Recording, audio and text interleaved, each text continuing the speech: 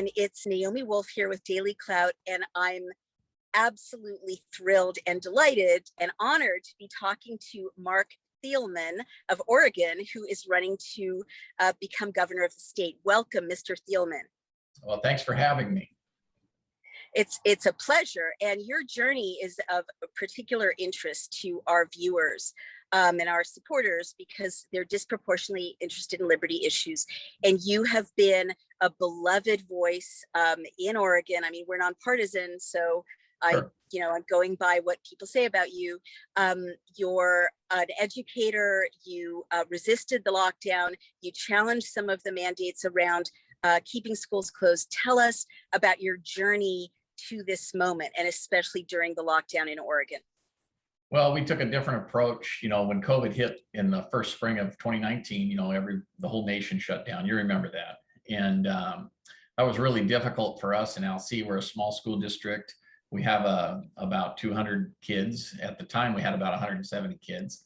And we also had some online kids. And so the online, it's like, okay, we're shut down, but what about online kids? And so what we did is without the government telling us, we pared back to our core. So first thing we need to do is see what our families need, and let's get Chromebooks delivered. And we switched to online learning 2 weeks ahead of any mandate to do so, and well over a month ahead of most districts.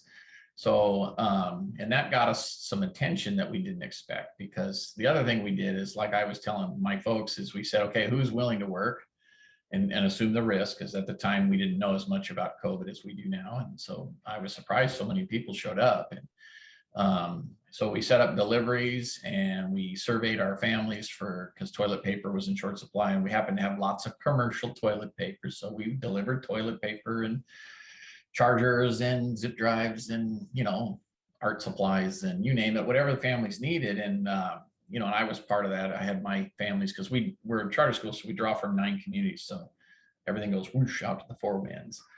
And then we found ourselves in a position of having to write policy for the government that really didn't know what to do. So for example, no, these are busing miles. We get reimbursed at the busing rate because we're making deliveries to families during COVID. And then, so at every turn, because we were plowing the snow ahead of others, it was rewarding, but frustrating. Like, they banned letter grades in Oregon. You can't give They banned what? Letter grades. You can't give A's and B's. You can only give pass or fail. And so I'd already told my parents. Banned letter grades. Yeah. What's the reasoning behind banning letter grades? I just have to jump in and ask about that. Well, and paraphrase, basically Colt Gill, our deputy superintendent of public instruction, said that this was an opportunity for us to harness the crises to effect justice. So grades help identify the hardworking or the capable versus, and so they're arbitrary. And so he mandated the pass or fail system. And so what we did at elementary school, high school, middle school, yeah, everything, all of them, yeah, everything. Yeah, it was great. I get it. There's a speech on YouTube where I spoke out in it in July of that particular year. Gosh. How are those kids gonna? I mean, I don't mean to interrupt you, but how are those kids gonna compete to get into college? Well, they're not. And the thing is, this has been followed up this year. The most recent, we made national news in Oregon because they removed all graduation requirements to be able to read or write or do math. And so what I want the viewers to understand is Oregon is a unique place. We're way out ahead on the progressive revolution over here. And when I say that, I'm not saying I'm a big fan of it. The paradigm that drives their policy is the belief that America is an inequitable place, and that white males in particular have a disproportionate amount of power, and that it's the role of the teacher and the government to right these wrongs.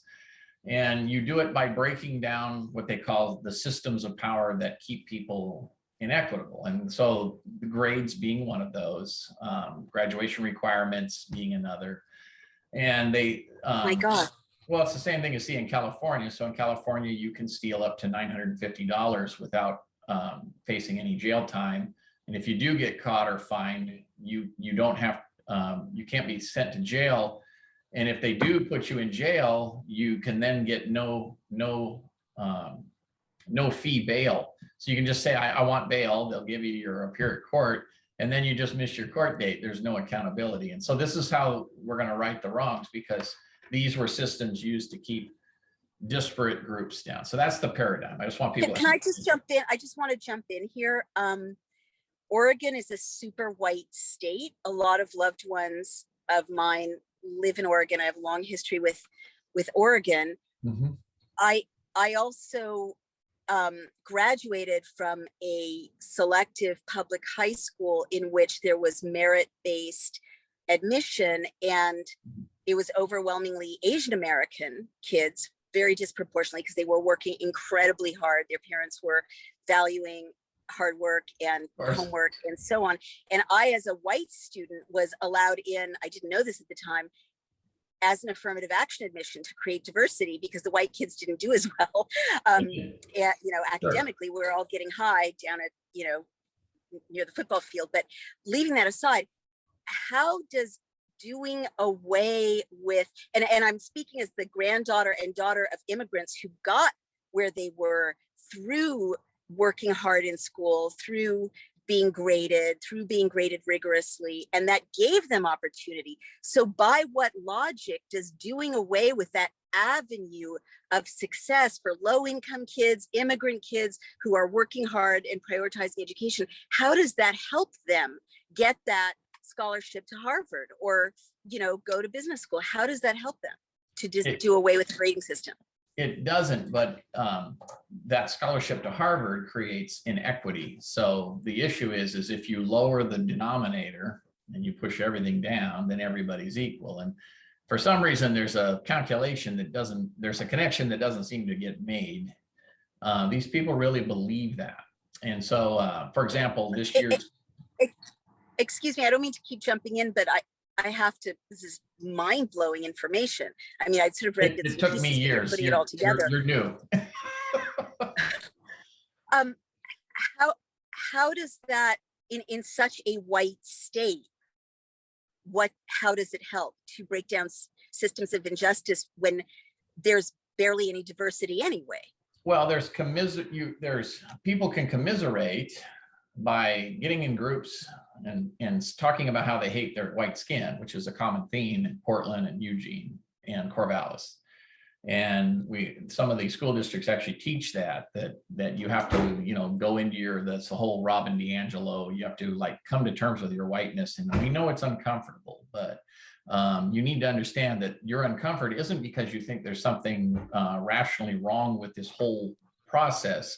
No, it's because deep in your subconscious, you actually recognize your bigotry. And that's why. Is this critical race theory? Is this CR? Critical race theory is kind of one of the drivers of that. So it's anti-racist ideology. So basically, I mean, I am a big fan of anti-racist education, but what you're describing is not that. What you're describing is racist education. So, yeah. So you're saying firsthand as an educator, this is really real. These stories of teaching people to, doing away with grades in order to end systemic racism, this is really real. It's not exaggerated.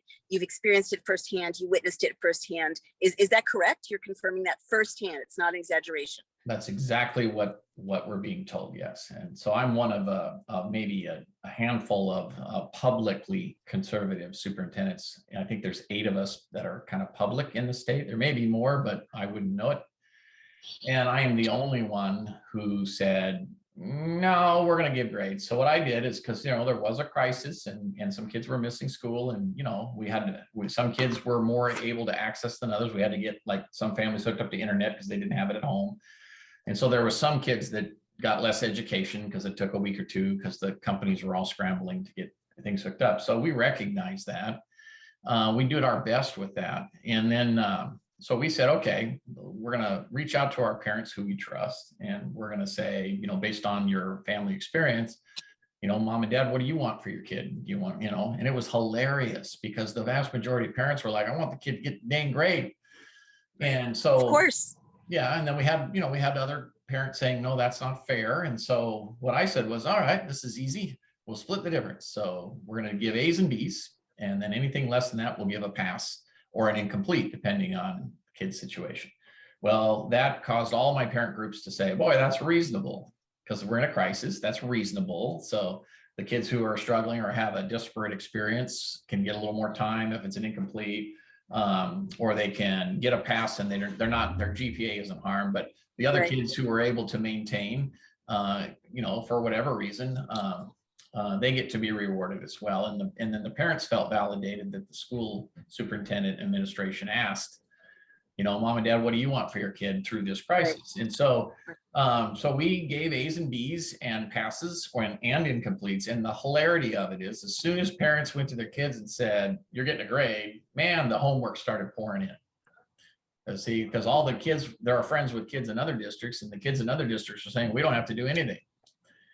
Because that really happens. So basically, as of this year, kids in Oregon, overwhelmingly, except in your school district, lost a year of being graded. Is that really true? True. And they're heading into another year with no grades, or have grades come back in Oregon? Well, grades came back last year during the regular school year, but see, we made a different decision. So we took that spring experience, and when we went to upload our data for the grades, the educational service district people who work with ODE, the Department of Education, they wouldn't upload our grades, because they said, no, you're only allowed to do, letter grades have been banned. You're only allowed to do a P or an I.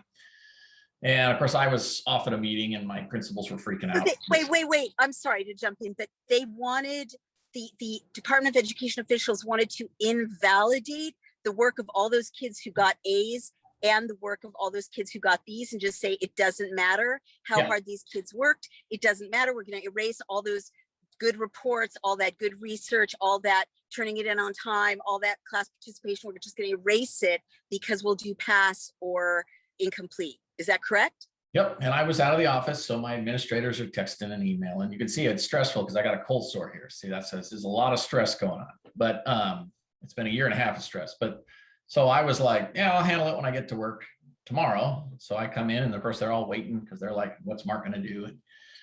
So I went in, I got on the phone, had a little conversation, got off the phone, walked out of the office, said, it's all done. And then I said, we're going to meet tomorrow. And then I didn't tell them what I did. So then the next day, so they had to wait. And then finally it came up, what did you do? Because they uploaded all our data. And I said, well, they said that they couldn't upload letter grades. And this is the world that I work in. So I looked at their criteria for a P and an I, but last I checked, I said, here's what I told them. I said, well, last I checked, a P is a letter. So if letter grades have been banned, why are we using a P? Right. And P is being used as a grade. And there was this long pause. This is a long pause. I go, so if you really want to go there, I can make it public. Good for you. Boom. Everything got it. So we were the only school district to give grades during the spring That's COVID amazing. Amazing.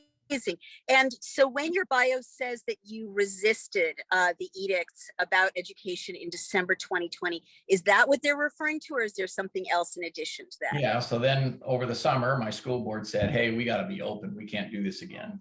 And so I said, okay. So then, of course, the same thing, COVID cases started coming on. And then the state came in and said, no schools will be open. So I'm politically connected. I've done policy for 10 years up in Salem. I know Democrat, Republicans. I work mostly out of the Senate, but sometimes in the House. So I know Governor Brown. So the thing is, I had a little bit of connection. So I leveraged some of those relationships, and the Republican senators lobbied against the governor and said, you need to make a rural exception because these small schools don't have any COVID at the time. So the governor allowed for small schools. And so I enjoyed that thoroughly, being in a undisclosed location the night before the phone call. And I handed the bulleted list to my friends and said, 250 or less kids, and here's the criteria. And it just happened to fit Alsea. So we were able to open, us and many other potential small schools. But where Alsea is located is we're a little rural school right next to the Willamette corridor in Oregon, which is the urban area. So Corvallis, Philomath, we're in proximity to Eugene, and then of course Salem. And so we bus into those communities and bring kids all the way out to Alsea. And so we were an unusual school because we didn't have an encapsulated rural population that had, minimal connection. We were daily bringing all these people in from COVID hotspots. See, so that raised a bunch of alarm bells. But because we fit the criteria, we were allowed to open. And then we ended up going all school year without a single COVID case connected to the school. obviously we had cases, you know, over a break or over the weekend, and we managed and supported everybody. And then we had a culture that was very, very open. So like I told my teachers, we're going to do this, and if we're successful in February, I'll go to the board and ask them to compensate everybody for this tremendous stress that we've all been through. So in February, I went to the school board and said, well, we were a couple hundred kids last year, now we're 1,000. And I would like to pay back all our people who've made this happen. So we didn't even, you want to talk about equity, here's how we did it. 2,500 an employee, regardless of your educational background. And then for teachers, we gave another $100 per month, see, because Nice. well, that really made Excellent. things worse, because next thing you know, all the unions went up to the governor and said, you need to do this for all emergency workers. And so then Well, we fair were the enough. crosshairs of the governor. And Right. unions were mad because how dare ALSI do this? Well, and you know, the thing for me is it's, you know, some people were saying that made us socialist. I said, no, it's not socialism to pay people what they've earned. Exactly. We went through hell. I don't know if that's appropriate to say, but it was an extremely stressful year. And it was hard on everybody because we were in the newspaper all the time. We were always under the crosshairs, and the governor kept changing the rules trying to close us down. Wow. So what did you do practically that allowed you to get through an in-school year without COVID spiking particularly? What common sense things did you do? When they went to change the rules, we had a big COVID spike right about the same week ballots went out for mail-in balloting, ironically, here in Oregon. And then all of a sudden there was an announcement that no more safe harbor, all schools will be closed in January. And so I'm like, whoa. The rule was that if a school was open, no matter what the change in rules are, that school gets to stay open. It was called safe harbor. She took that away. Well, that was a mistake, because that caused me to start looking at the state data. So I looked at the state data, long and short. I called the state epidemiologist. We went toe to toe, two separate meetings. And, you know, they did the old, well, we're the PhDs and stochastic analysis and all that. And of course I said, well, really, I'm a pretty smart guy myself. And I did biology major. And I also have been, you know, trained in statistics, and I've done research, and, you know, I don't need a PhD to read this and say, this doesn't make sense. And the reason is that hospitalization rates in Oregon were flat and actually declining slightly, while the COVID cases went up 400%. Okay. And that is epidemiologically impossible. Right. So what I've discovered through my research and connection to lots of people, because I have a big network, is that one internet portal was used by county contract tracers to report any case under the sun. It was changed. You only needed one symptom. So if anybody called and said, I think I might have COVID, boom, they're a case. Now, hospitals, though, they were reporting on actual people, right, actual beds. And so the twain didn't meet. Wow. And then I was sent a copy of that portal. So I entered a couple fake COVID cases myself. That was fun.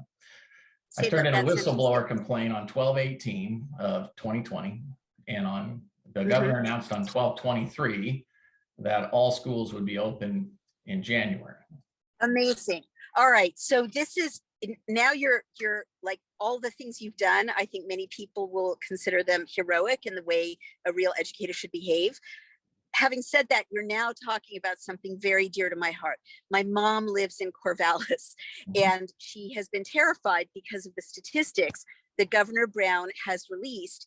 And then I dove into the statistics and I saw that they were nonsense. And that when you map even the reported COVID cases again and deaths against causes of death in Oregon, it's like 11 or 12 down, even when she was saying this is the height of the pandemic. And I kept telling my mom, you have less chance of dying of coronavirus, even though the newspapers are reporting this virulent pandemic in Oregon, than dying of suicide or opiate overdose. And that was just literally true. And then the governor would do things like say there's been a 20% rise in cases when the cases went from like 10 to 12, you know, in the whole county, and all kinds of other funny math.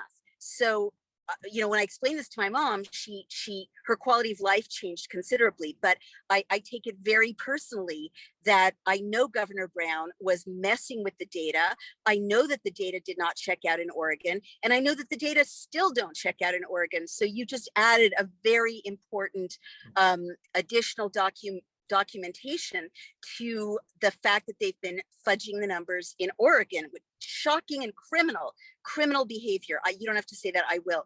And we will publish, if we can, your whistleblower complaint. So thank you. So I only have a few more minutes with you.